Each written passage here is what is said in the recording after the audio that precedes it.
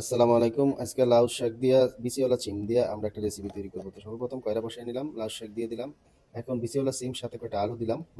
দিয়ে আমরা হলো যে আমরা এটাকে সুন্দর করে সবকিছু দেওয়ার পরে আমরা এখন এটার সাথে একটু আপনার হলো দেখেন লালকি চুলা আর লালকি আগুনটা খুব সুন্দর দেখা যাচ্ছে, সুন্দর। এটার সাথে একটু লবণ দিলাম। হুম লবণটা অ্যাড করে নিলাম। তারপর আগুনের ধা ধা ধা আগুন আগুন জ্বলতেছে, সাথে আপনার হলো কাঁচামরিচ কুচি দিয়ে দিলাম। হুম, কাঁচামরিচ কুচি দেওয়া শেষ। এখন একটু নাড়াচাড়া দেব, নাড়াচাড়া দিয়ে ঢাকনা দিয়ে দিলাম 2 মিনিটের জন্য। তো 2 মিনিট পরে আমরা ঢাকনাটা উল্টালাম, মোটামুটি একটু নাড়াচাড়া দিলাম। হুম নাড়াচাড়া দিলাম, কিন্তু লাউর যেই ডোকাগুলা, সেই ডোকাগুলো এখনো মজে নাই। আমাদের আরেকটু কষাই দেবো, আরেকটু কষাই দেবো, লাউর ডোকাগুলো মজা পর্যন্ত। তো আবারও আমরা ঢাকনা দিয়ে দিব। হুম মোটামুটি আমাদের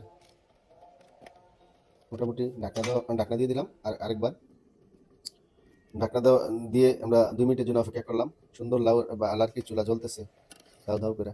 এখন ঢাকনাটা উল্টিয়ে দেখলাম, আমাদের মোটামুটি হয়ে আসছে। হ্যাঁ, হয়ে আসছে শাকটা। হ্যাঁ, এখন শাকটা আবারও ঢাকনা সরিয়ে দেখলাম, একটু 1 মিনিটের জন্য ঢাকনা দিয়ে রাখছিলাম। হুম, দেওয়ার পরে ডোকাগুলা হয়ে গেছে।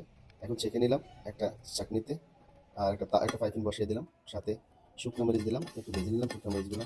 বিশেষ ভাজা শুকনো মরিচগুলো উপরে বা শাকের সাথে থাকলে, যখন শাকটা খায় তখন একটু কামড় দিলে আলাদা একটা টেস্ট, মানে ভালো লাগে, আর আলাদা একটা টেস্ট আসে। সাথে দিলাম পেঁয়াজ কুচি, রসুন কুচি। এটা একটু ভেজে নিব, মোটামুটি একটু লালচা করে নিব পেঁয়াজ কুচি আর রসুন কুচিটা। আমরা একটু তেলও অ্যাড করবো এর সাথে, শাকের সাথে একটু তেল একটু বেশিই লাগে। একটু তেল অ্যাড করে নিলাম। এখন একটু নাড়াচাড়া দিচ্ছি। মোটামুটি আগুনটা সুন্দর, একদম ক্লিয়ার লাল লাল আগুন জ্বলতেছে লাঠির চূড়া। আগুনটা খুব সুন্দর জ্বলতেছে।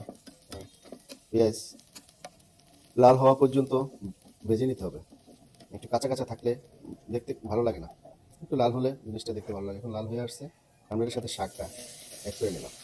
শাকটা অ্যাড করে নিলাম, শাকটা ভেজে নিব সুন্দর মতো করে। শাকটাকে লাড়িয়ে চাড়িয়ে এবার ভেজে নিব।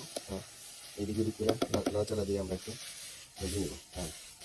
আমাদের তাওয়াটা ভিতরে, চূড়াটা আমাদের খুব সুন্দর। আমাদের যে চূড়াটা বানানো হয়েছে সেই চূড়াটাও খুব সুন্দর, এখন লাগতেছে মোটামুটি হয়ে আসছে।